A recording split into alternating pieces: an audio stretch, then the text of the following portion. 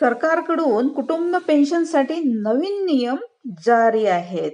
आता पाहूया कशा प्रकारे कुटुंब पेन्शनसाठी नवीन नियम आलेले आहेत.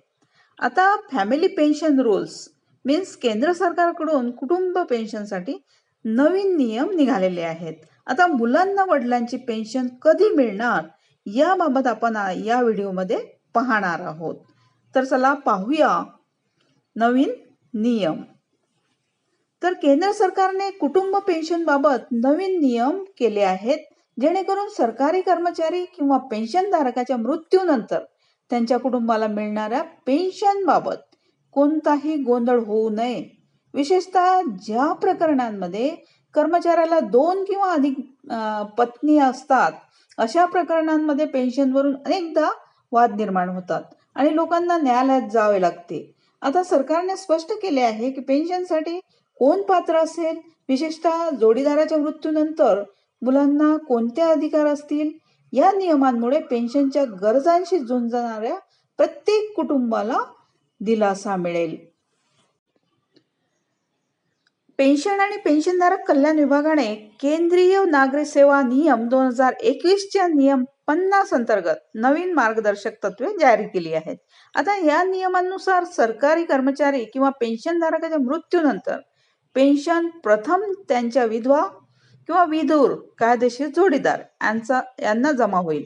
जर ते उपस्थित नसतील तर पेन्शन मात्र मुलांना, नंतर अवलंबून असलेल्या पालकांना आणि नंतर अपंग भावंडांना वितरित केले जाईल.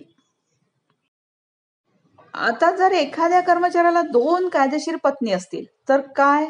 नियम 50(8) क मध्ये असे म्हटले आहे की अशा परिस्थितीत कुटुंब पेन्शन दोन्ही पत्नींमध्ये समान प्रमाणात विभागले जाईल. म्हणजे जर पेन्शन दरमहा 20,000 असेल तर प्रत्येकी रुपये 10,000 मिळतील.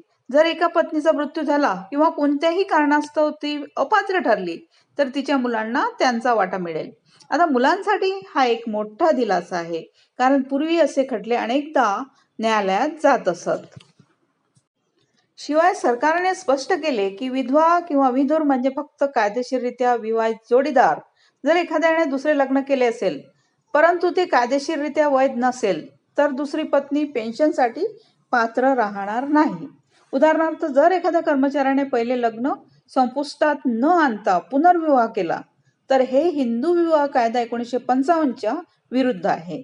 अशा परिस्थितीत दुसऱ्या पत्नीला पेन्शन मिळणार नाही. तर कोणताही वाद झाल्यास सरकारने सर्व मंत्रालये आणि विभागांनी निर्णय घेण्यापूर्वी कायदेशीर सल्ला घेण्याचे निर्देश दिले आहेत, जेणेकरून कुटुंबाला पेन्शन मिळण्यास कोणताही विलंब किंवा गैरप्रकार होऊ नये. पूर्वी पेन्शन दाव्यांमध्ये अनेकदा अडचणी येत असत. 2 पत्नींशी संबंधित प्रकरणांमध्ये न्यायालयीन कार्यवाही सामान्य होती. आता हे नियम स्पष्टपणे सांगतात की पेन्शनचे अधिकार प्रथम कायदेशीर जोडीदाराला, नंतर मुलांना आणि नंतर कुटुंबातील इतर सदस्यांना मिळतील. यामुळे पेन्शनधारकाच्या कुटुंबाला जलद आणि अचूक मदत मिळेल. थँक्यू.